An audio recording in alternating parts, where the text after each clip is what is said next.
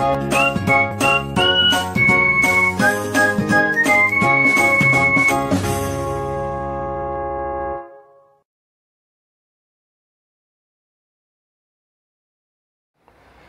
all, Basics of Civil Engineering Module 3 first chapter ആണ് നമ്മൾ discuss ചെയ്യുന്നത്. Topic is Foundations. Bearing capacity of soil and purpose or functions of foundation. Topic എന്ന് പറയുന്നത് foundation ആണ്. First topic in third module. അതിൽ വരുന്ന രണ്ട് sessions, അതായത് ബിയറിംഗ് കപ്പാസിറ്റി എന്താണ് എന്നുള്ളതും അതുപോലെ തന്നെ ഫൗണ്ടേഷൻ്റെ പർപ്പസ് എന്താണ് എന്നുള്ളതുമാണ് നമ്മൾ ഇന്ന് ഈ ഒരു സെഷനിൽ ഡിസ്കസ് ചെയ്യുന്നത്.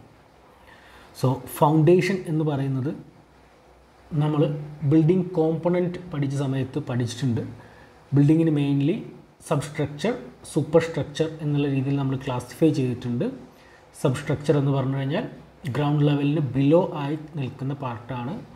അതാണ് ആക്ച്വലി ഫൗണ്ടേഷൻ എന്നുള്ളത് നമ്മൾ പഠിച്ചിട്ടുണ്ട്. സോ ആ ഒരു ഡെഫിനിഷൻ നമുക്ക് കമ്പൽസറി ആണ്. ഫൗണ്ടേഷൻ എന്ന് പറഞ്ഞു കഴിഞ്ഞാൽ ഗ്രൗണ്ട് ലെവലിന് ബിലോ ആയി നിൽക്കുന്ന ബിൽഡിംഗ് കോമ്പണൻ്റ് ആണ്.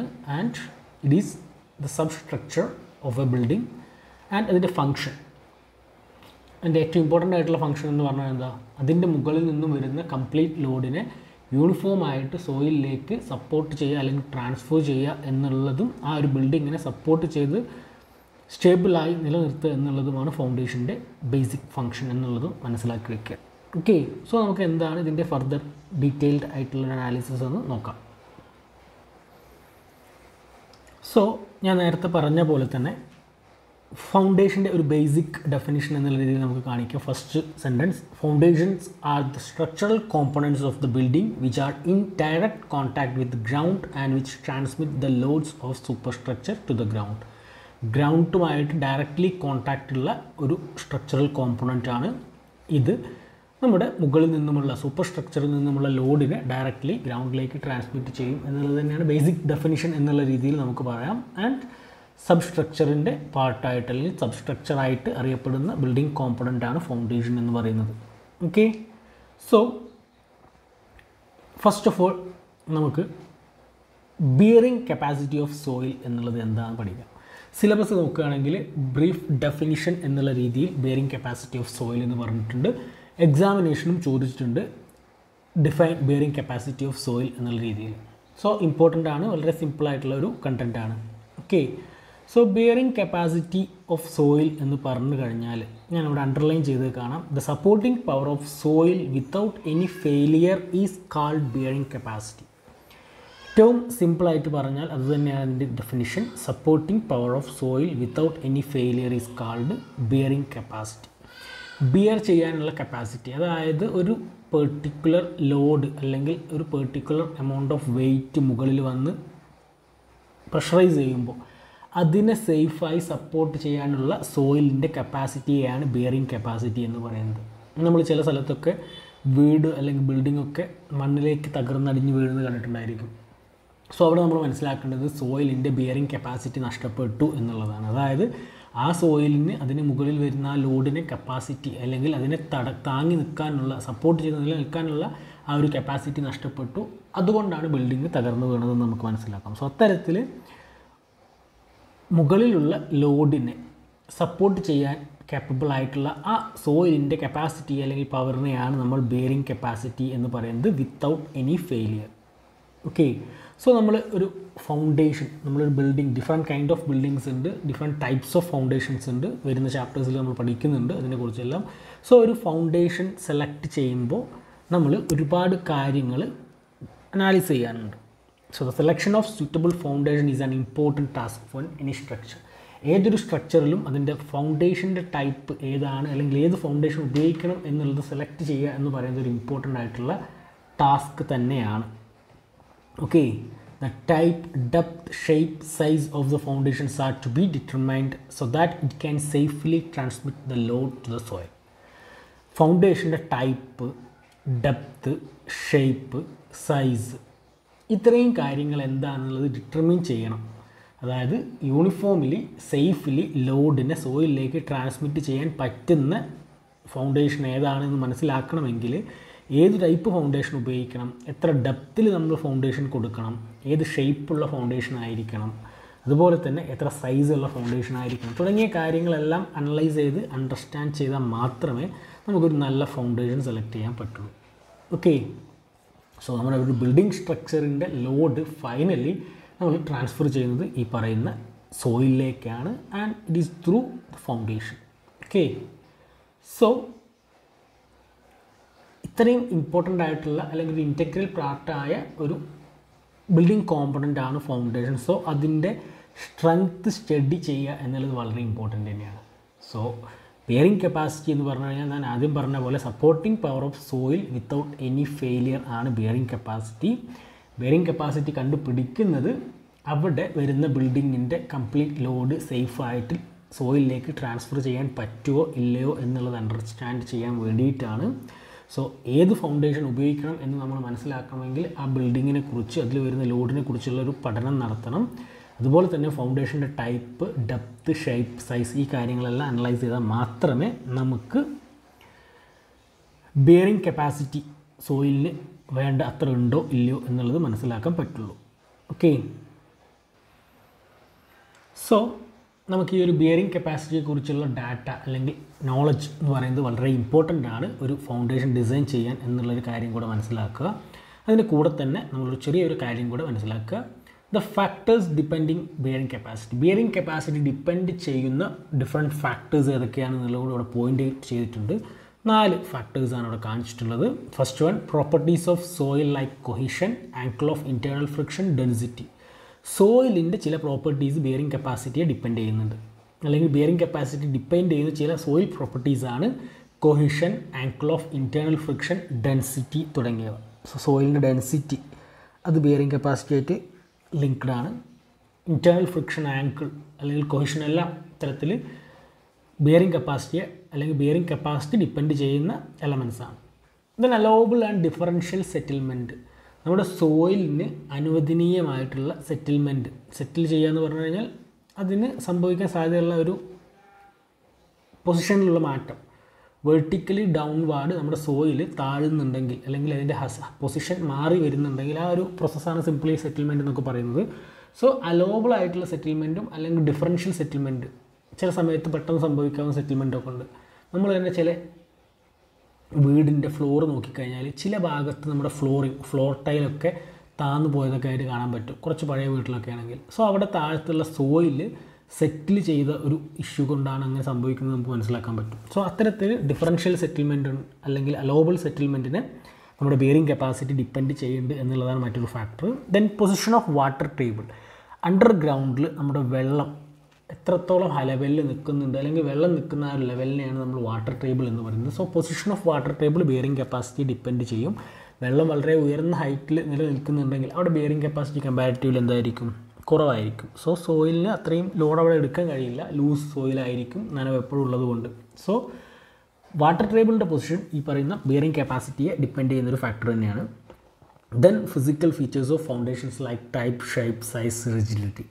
ഫൗണ്ടേഷൻ്റെ ടൈപ്പ്, സൈസ്, ഷേപ്പ്, റിജിഡിറ്റി ഇത്രയും ഫാക്ടേഴ്സും ബെയറിംഗ് കപ്പാസിറ്റിയെ ഡിപ്പെൻഡ് ചെയ്യുന്നുണ്ട് എന്ന് മനസ്സിലാക്കുക. സോ എക്സാമിനേഷന് ഡിഫൈൻ ബെയറിംഗ് കപ്പാസിറ്റി എന്ന് പറഞ്ഞു കഴിഞ്ഞാൽ ഇപ്പോൾ നമ്മൾ തൊട്ട് മുമ്പ് പറഞ്ഞ ഒരു ബ്രീഫ് ഡെഫിനിഷൻ ഫസ്റ്റ് കൊടുക്കുക. ദെൻ എന്താണ് ഈ ഒരു ബെയറിംഗ് കപ്പാസിറ്റി ഉപയോഗിക്കുന്നതിൻ്റെ ആവശ്യകത എന്നുള്ള കാര്യം പറയുക. അതിനുശേഷം ഈ ഫാക്ടേഴ്സ് ഡിപ്പെൻഡിങ് എന്ന് പറഞ്ഞിട്ട് ഈ 4 ഫാക്ടേഴ്സും കൂടെ അവിടെ പോയിൻ്റ് ഔട്ട് ചെയ്യുക. ഇത്രയും കാര്യങ്ങളാണ് ബെയറിംഗ് കപ്പാസിറ്റി എന്ന് പറയുന്ന സെഷനിൽ പഠിക്കാനുള്ളത്.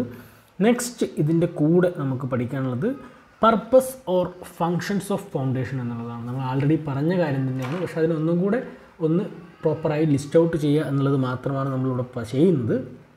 അതായത് എന്താണ് ഫൗണ്ടേഷൻ്റെ പർപ്പസ് അല്ലെങ്കിൽ ഫങ്ഷൻ എന്നുള്ളതാണ് ഇവിടെ കാണിക്കുന്നത്. So first one, even distribution of load. Even distribution of load എന്ന് പറഞ്ഞു കഴിഞ്ഞാൽ നമ്മൾ പറഞ്ഞ പോലെ ഒരു ബിൽഡിങ്ങിൻ്റെ അല്ലെങ്കിൽ സൂപ്പർ സ്ട്രക്ചറിൽ നിന്നും വരുന്ന ലോഡിനെ യൂണിഫോമിലി നമ്മുടെ സോയിലിലേക്ക് ട്രാൻസ്ഫർ ചെയ്യുക എന്നുള്ളത് തന്നെയാണ് ഈവൻ ഡിസ്ട്രിബ്യൂഷൻ ഓഫ് ലോഡ് എന്ന് പറഞ്ഞു കഴിഞ്ഞാൽ. Foundation distributes load coming from super structure over a large area so that the load intensity at the base does not exceeds the bearing capacity of soil. Super സ്ട്രക്ചറിൽ നിന്നുള്ള ലോഡിനെ foundation ഒരു വലിയ ഏരിയയിലേക്ക്, അതായത് വലിയൊരു സോയിൽ ഏരിയയിലേക്ക് ട്രാൻസ്ഫർ ചെയ്യും.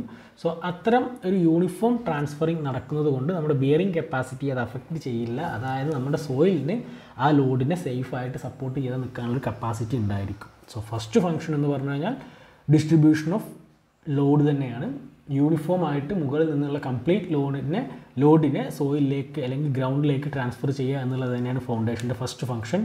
Then reduction of differential settlement reduce ചെയ്യുക എന്നുള്ളതാണ് നെക്സ്റ്റ് ഫംഗ്ഷനായിട്ട് അല്ലെങ്കിൽ പർപ്പസായിട്ട് പറഞ്ഞിട്ടുള്ളത്.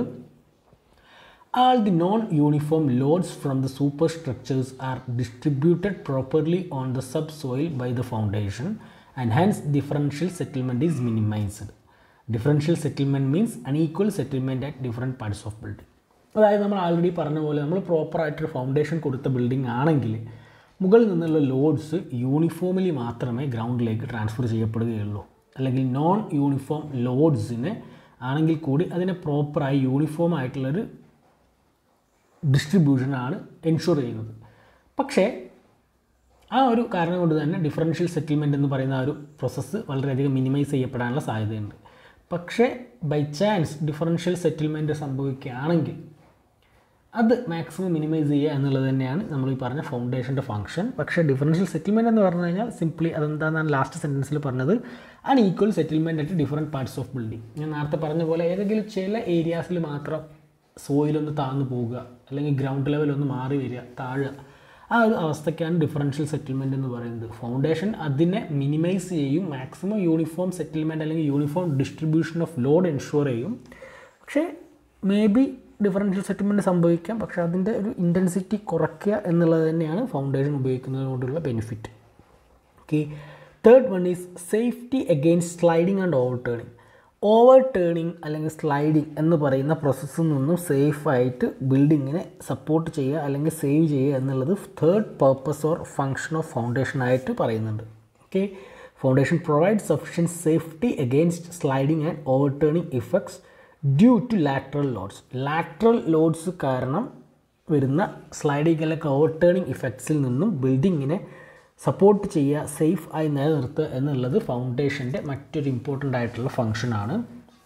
Dead weight of foundation provide stability for structure. ഫൗണ്ടേഷൻ്റെ ഓൺ വെയ്റ്റ്, ഡെഡ് വെയ്റ്റ് എന്ന് പറഞ്ഞു കഴിഞ്ഞാൽ ഫൗണ്ടേഷൻ്റെ സെൽഫ് വെയ്റ്റാണ് ഈ ഒരു സ്ലൈഡിങ് അല്ലെങ്കിൽ ഓവർ ടേണിങ് ഇഫക്ട്സിൽ നിന്നും നമ്മുടെ ബിൽഡിങ്ങിനെ പ്രിവെൻറ്റ് ചെയ്യുന്നത്. Okay, next one is safety against undermining. The building is protected by the foundation against scouring or undermining due to flood water or burrowing animals. അതായത് സംഭവിക്കാൻ സാധ്യതയുള്ളൊരു കാര്യമാണ് ഫ്ലഡ് ഉണ്ടാകുന്ന സമയത്ത്, അതായത് വെള്ളപ്പൊക്കമൊക്കെ ഉണ്ടാകുന്ന സമയത്ത് നമ്മൾ നേരത്തെ പറഞ്ഞ വാട്ടർ ടേബിളിൻ്റെ ലെവൽ വളരെയധികം ഉയർന്ന് നമ്മുടെ ഗ്രൗണ്ടിന് മുകളിലേക്ക് എത്തുന്നൊരവസ്ഥ വരും. അതായത് ഗ്രൗണ്ട് ലെവലിന് താഴെ കംപ്ലീറ്റ്ലി വെള്ളം നിറഞ്ഞ് ഗ്രൗണ്ട് ലെവലിന് മുകളിലേക്ക് വെള്ളം വരുന്നൊരവസ്ഥയ്ക്കാണല്ലോ നമ്മൾ ബേസിക്കലി ഫ്ലഡ് എന്നൊക്കെ പറയുന്നത്. സോ അങ്ങനെ വെള്ളം നിറയുന്ന സാഹചര്യത്തിൽ നമ്മുടെ ബിൽഡിങ്ങിന് താഴത്തുള്ള മണ്ണ് ഒലിച്ചു പോകാനുള്ളൊരു സാധ്യതയുണ്ട്. സോ അതിനാണ് ബേസിക്കലി അണ്ടർമൈനിങ് എന്ന് പറയുന്നത്. ആ അത്തരത്തിലുള്ള ഒരു പ്രോസസ്സിനുള്ള സാധ്യത ഈ ഒരു ഫൗണ്ടേഷൻ ഉള്ളതുകൊണ്ട് പ്രിവെൻറ്റ് ചെയ്യപ്പെടും. അതായത് ഇതിൻ്റെ നേരെ താഴെ വരുന്ന മെറ്റീരിയൽ അല്ലെങ്കിൽ സോയിൽ അവിടെ തന്നെ പ്രൊട്ടക്റ്റ് ചെയ്യപ്പെട്ട് സേഫായി നിലനിർത്താൻ ഈ ഒരു ഫൗണ്ടേഷന് സാധിക്കും. അതുപോലെ തന്നെ ബറോയിങ് ആനിമൽസ്, പലതരത്തിലുള്ള ആനിമൽസ്, മണ്ണ് കുഴിച്ച് മാളങ്ങളൊക്കെ ഉണ്ടാക്കുന്ന പലതരത്തിലുള്ള ആനിമൽസ് നമ്മുടെ വീടിൻ്റെയൊക്കെ തറ തുരന്ന് ഇത്തരത്തിൽ ഉള്ളിൽ നിന്ന് മണ്ണ് റിമൂവ് ചെയ്യപ്പെട്ട് പോകാനുള്ള സാധ്യത കൂടുതലാണ്. സോ അതും ഒരു പരിധി വരെ നമ്മുടെ ഫൗണ്ടേഷൻ ഉള്ളത് കൊണ്ട് നമുക്ക് അവിടെ പ്രിവെൻറ്റ് ചെയ്യപ്പെടാൻ അല്ലെങ്കിൽ പ്രിവെൻറ്റ് ചെയ്ത് വെക്കാനുള്ളൊരു ഓപ്ഷൻ അവിടെ കിട്ടുന്നുണ്ട്. സോ സേഫ്റ്റി അഗെയിൻസ്റ്റ് അണ്ടർമൈനിങ് എന്ന് പറയുന്നത് വളരെ ഇമ്പോർട്ടൻ്റ് ആയിട്ടുള്ള ഒരു ഫംഗ്ഷൻ തന്നെയാണ്. And last one is firm and level surface.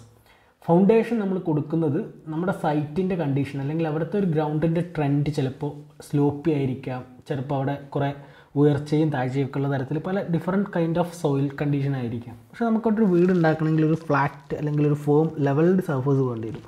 So അത്തരത്തിലുള്ളൊരു ലെവൽഡ് സർഫേസ് പ്രൊവൈഡ് ചെയ്യുക എന്നുള്ളത് തന്നെയാണ് ഫൗണ്ടേഷൻ്റെ മറ്റൊരു function for construction of super structure. Super സ്ട്രക്ചറിന് ഒരു ലെവൽ സർഫേസിൽ സെറ്റ് ചെയ്യാൻ അല്ലെങ്കിൽ ഡെവലപ്പ് ചെയ്യാൻ വേണ്ടിയിട്ട് വേണ്ട ആ ഒരു base, level plain base set ചെയ്ത് കൊടുക്കുക എന്നുള്ളത് തന്നെയാണ് ഫൗണ്ടേഷൻ്റെ ഫിഫ്ത്ത് പേർപ്പസ് ഓർ ഫംഗ്ഷൻ ആയിട്ട് പറഞ്ഞിട്ടുള്ളത്. സോ 5 ഫംഗ്ഷൻസ് ആണ്, വളരെ ഇമ്പോർട്ടൻ്റ് തന്നെയാണ്.